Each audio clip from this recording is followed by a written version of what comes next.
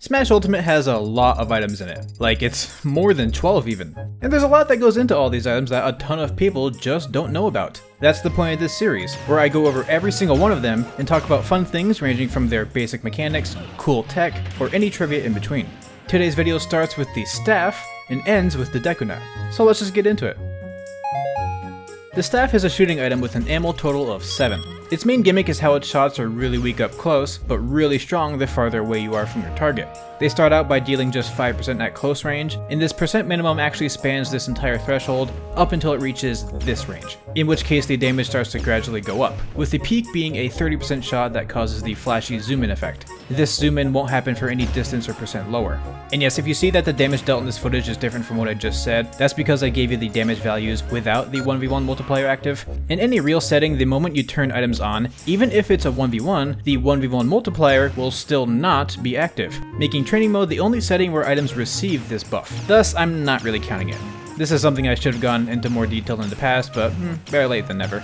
Anyways, the weaker hits have extremely slow knockback growth, not KOing until around like 800% or so. And their hit stun is really bad even at normal high percent, meaning these ranges aren't good for anything really. However, the longer range shots actually do have some hit stun to them, letting them reliably combo into themselves. And given that when you get hit, you usually get sent farther away than you initially were, which makes the staff shot stronger. So with the right spacing and good aim, you can get 0 to deaths just like this. The biggest balancing factor of this item, outside of only having 7 shots available, is that the laser is really thin, making it pretty easy to miss. It's kind of like the sniper shot from Pocket Tanks, good reward but high skill ceiling. Well, that's against normal characters at least. Fight against someone who's even slightly girthy, and the target becomes a bit easier to combo into. For miscellaneous stuff, the laser does have a limited range, being this many units from the training mode stage. I think that's like what, 60 squares? 60 square units of square, I don't know. And if you're curious about how this item works with reflectors, you might reasonably assume that the laser, whose power is dependent on distance traveled, will include the reflected distance in its power calculation. So normally over 20 units here will activate that powerful zoom-in shot, and if I reflect here, the distance the laser traveled will be over 20 units, but this isn't how it works. When the laser hits the reflector, it technically makes it act like a new shot, so the distance the reflector source is from the person who gets hit will determine its power. In a lot of cases, this will mean that the staff's power is considered the same minus the reflector damage increase, but if the laser hits someone really close by, then the power is extremely low, all of which I somehow never knew before. And lastly, funny enough, in the Free the Spirit section of a spirit battle, the blaster thing you're using is actually just a modified version of the staff. The internal file name is Staff Roulette rather than just staff, and the laser is just tweaked a bit, primarily in that it always deals the special 30% max zoom-in shot, it has fixed knockback, hits faster, and sends at a different angle. So that's pretty interesting. As far as explosive items go, the Bob-omb is a pretty good introduction to the concept, but it's still got some unique sauce going on.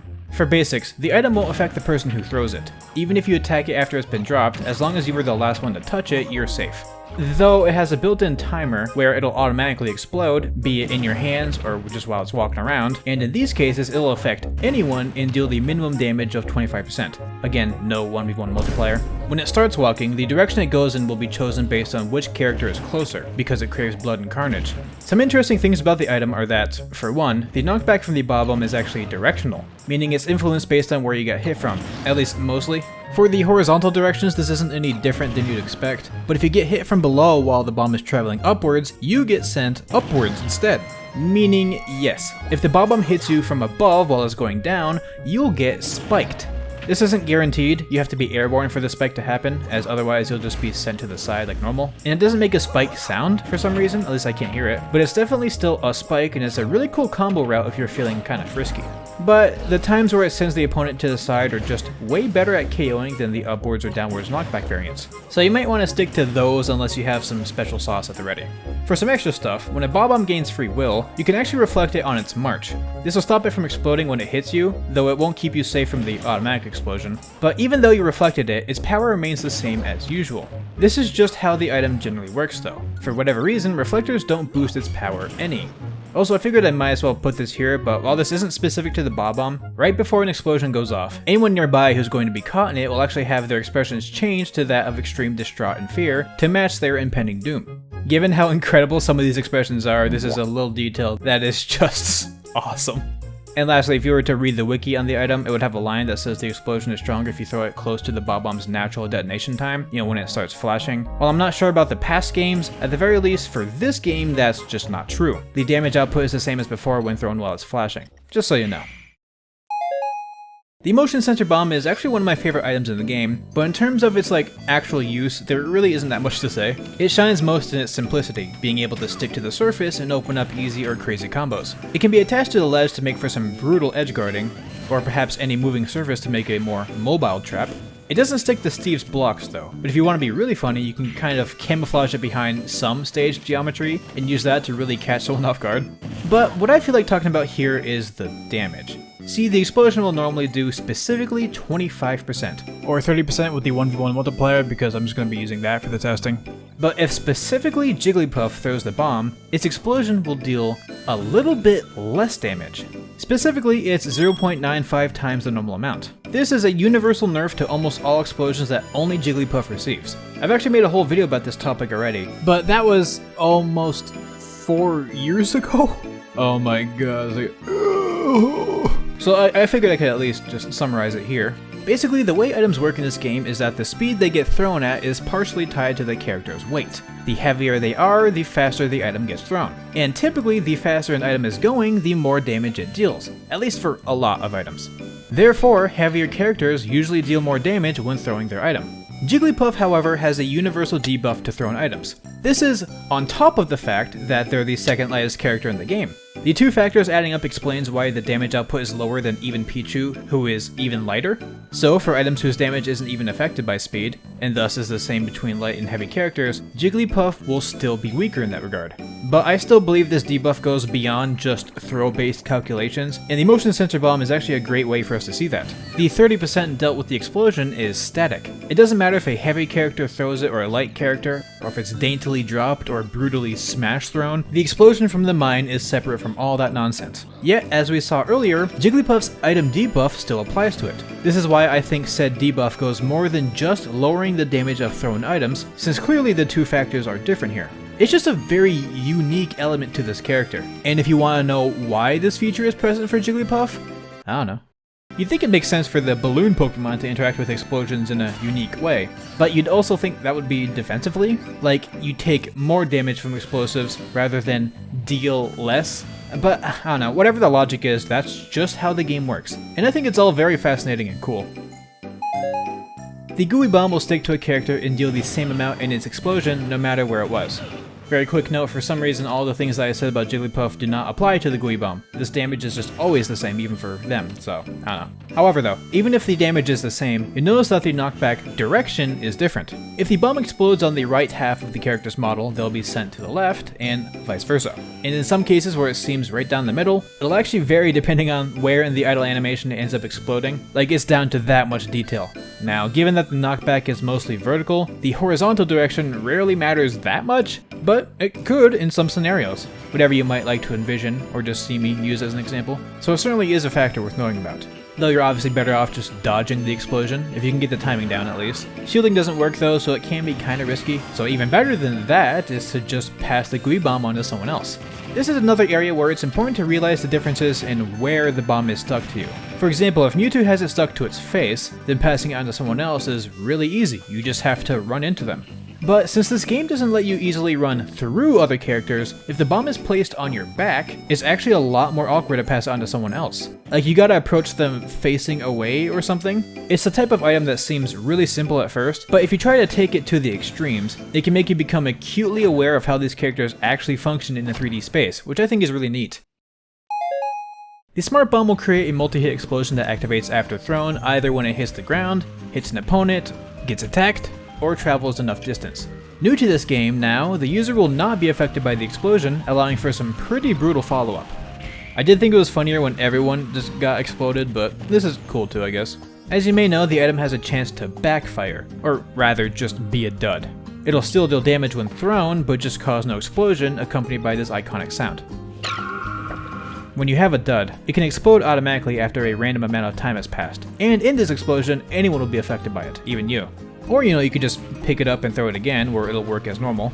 Though, I did find out that when you pick it up, it does actually have a chance to be a dud again. which is kind of unfortunate but really funny. If you're curious about the odds for the dud, I am too. And once again, I didn't see them recorded anywhere, so it was time for more manual testing. Again, like with all these tests, it does assume a lot about the item's functionality, but for this sake, we're just assuming that the odds are static and just going to use the training mode as a baseline. And after testing 200 smart bombs, the dud appeared 39 times. I am very happy rounding this up to a 20% chance for the dud bomb to occur, so out of every 5 smart bombs you see, there's a pretty decent chance that one of them is out of gas. While I'd normally like a larger sample size, I'm pretty confident that somewhere around this number is going to be accurate. So now you know. The Bombchu will travel alongside whatever surface once it's thrown, eventually exploding automatically or whenever it runs into someone. While the explosion won't affect the user when it's thrown initially, if it happens after it started racing on the ground, this will affect everyone. Starting in this game, when the Bombchu goes off screen, it'll actually turn around instead of just despawning, a trait it shares with the Hothead. If you were curious, even though the motion sensor bomb couldn't be placed on Steve's blocks, the Bombchu actually will change its path to go around them, which is kinda neat. My favorite way to use this item is to just place it on a platform or in some enclosed space and just have it run around in circles. But yeah, I don't have much to comment on, so you know how for Mario's up taunt he'll just usually give a thumbs up? Well, when he's holding out an item, he'll actually just awkwardly hold out his hand instead, with no thumb sticking out. And I honestly appreciate that attention to detail. Also, when you turn around while holding an item, you can notice a slight animation of the item sort of being passed into the other hand. In the frame by frame it does appear a lot more sudden, but in real time it's a bit more fluid. So if you keep turning around, it's like he's kinda dribbling it back and forth. Yeah, that's awesome. That rules. The X-Bomb is a potentially interesting item that is unfortunately violently susceptible to SDI. If anyone isn't aware, SDI, meaning Smash Directional Influence, is when you wiggle the control stick in a certain direction to influence your positioning during hit lag. I brought it up briefly for the drill section where it frankly requires quite a bit of wiggling to get out at certain thresholds, but I don't expect the average gamer to maximize their SDI reps when they're playing with items, right? And the thing is, you can still SDI with movements as lethargic as just this. And without exaggeration, that's all the X-Bomb needs. Look at me deploy the Grandma SDI to this item. Yes, with just a teensy tiny bit of wiggling, you can escape the X-Bomb so easily. This is what I mean when I say it's so susceptible to SDI. There's niche scenarios where it doesn't work as well, like if you're caught on the floor from the horizontal explosion, it's hard to SDI up, so you just sort of end up going to the center. But that's really the only tricky area. Elevate the explosion by just a little bit, and you can just fall right out. And it's even easier for the vertical part or any angled blasts. Like, you're basically guaranteed to escape, and this is true for any percent. It's arguably even easier at the higher percents since you get knocked out more. You want to see me SDI really hard? I'm basically swimming through the explosion, it's so ridiculous. And I'm not even a good SDI or masher or anything, it's really just that easy. There's technically other aspects of the item I could talk about, like how which type of throw you use could determine which positioning the bomb explodes in or anything. But given the nature of tips and tricks I've gone over before, I think just knowing that you can use even slow SDI to render the item basically entirely useless is unfortunate but really funny. This item is pronounced as the Hocotate Bomb, using the Japanese-based pronunciation, which we can hear echoed by Palutena like this. A vegetable native to Hocotate? The name coming from the address to the Nintendo of Japan headquarters, if you didn't know. Enough with the pointless fun facts. Anyways, it'll automatically launch after 3 seconds when it's thrown, or whenever it gets attacked.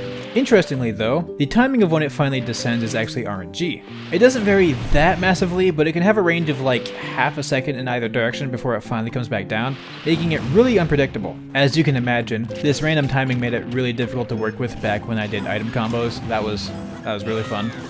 Anyways, the explosion is strong and cool, but the liftoff and descent are both more interesting.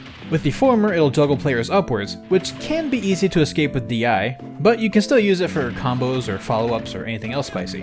And with the descent, yeah, spikes are just awesome.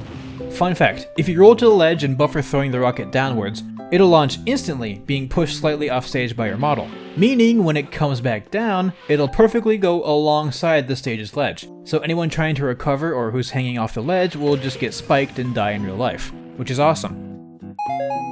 The Deku Nut is a type of explosive that causes a stun effect if you're caught in it. If left alone for a while, after 12 seconds the nut will start throbbing, and 3 seconds later, totaling to around 15, it'll explode automatically, affecting anyone. Interestingly, the duration of this stun is the same regardless of your percent. which is different from other similar things like the shield stun, which is a lot shorter the higher your percent is. Anyways, this item can't be shielded, and it has a physical hitbox before the explosion that can be used to combo into it. However, you have to be grounded in order for the explosion to cause a stun, otherwise you get launched upwards. Funny enough, starting at around 80% or so, and beyond, if you hit the Deku Nut part itself, that hit will actually cause the opponent to be airborne briefly, meaning when the explosion comes in, they'll be launched rather than stunned.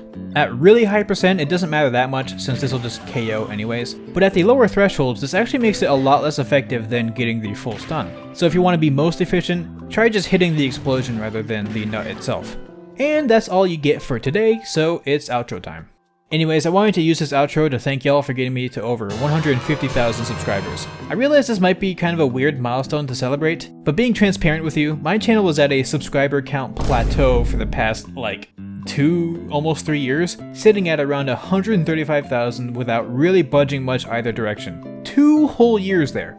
I've learned since then that the sub count isn't actually the most important YouTube analytic to pay attention to, but man, it really feels nice that, after all this time, the channel managed to get another boost in activity when I was previously worried that it'd slowly fade out and die. So thank you! I think my shorts uploads are probably the #1 reason why this is happening, but either way it's nice. I actually already made a community post gathering questions for a Q&A to celebrate this milestone, which yes, will feature a fridge reveal as I'd promised all those years ago. I kinda jumped the gun in making this post because I probably won't work on this until I'm at least done my last college project, but that will be pretty soon. So I'll just also announce it here if anyone wants to leave their own questions in the comments of this video. Just preface that the comment is for the Q&A, that'll really help me organize it. Also, once college is wrapped up, I'm hoping to put even more focus on the channel than before. I've got ideas for things to stream, other videos to work on, and I just think it'd be nice to put my eggs all into this one basket again after so long. Especially with the new Switch 2 coming out soon. So yeah, look forward to all that, thank you for watching and supporting me, and an extra thank you to Burbo, Pixel Boy, Rain, Seal700, and everyone else for their massive support. Stay casual, and I'll see y'all later.